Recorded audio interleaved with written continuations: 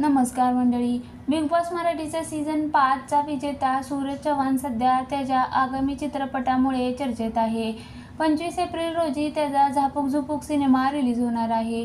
सूरज त्याच्या आगामी सिनेमाच्या प्रमोशनमध्ये व्यस्त असताना त्याच्या घराची पाहणी करायला अजित पवार पोहोचले. राज्याचे उपमुख्यमंत्री अजित पवार यांनी सूरजच्या घरी जाऊन त्याच्या नव्या बांधकामाची तपासणी केली. अजित पवार यांचा दौरा त्यांच्या मतदारसंघातील ग्रामीण भागात होता.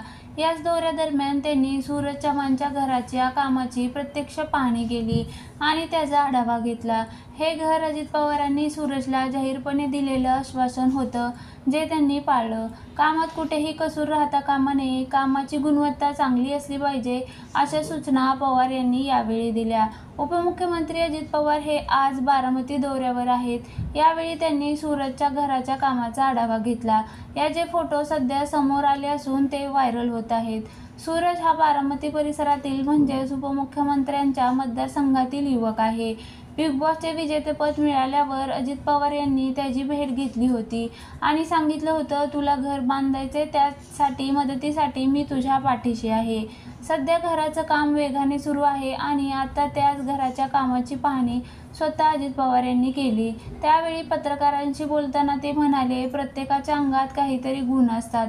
त्या गुणांना वाव मिळाला की माणूस कुठल्या कुठे पोहोचतो. सूरज हे त्याचं उदाहरण आहे. सूरज आता एका मराठी चित्रपटामध्ये काम करत आहे. त्याने स्वतः अजित पवारांना याबद्दल माहिती दिली. अजित पवार म्हणाले की प्रेक्षक त्याला कसा प्रतिसाद देतील यावर पुढची वाटचाल ठरेल, पण तो मेहनत करत आहे, हे महत्त्वाचं.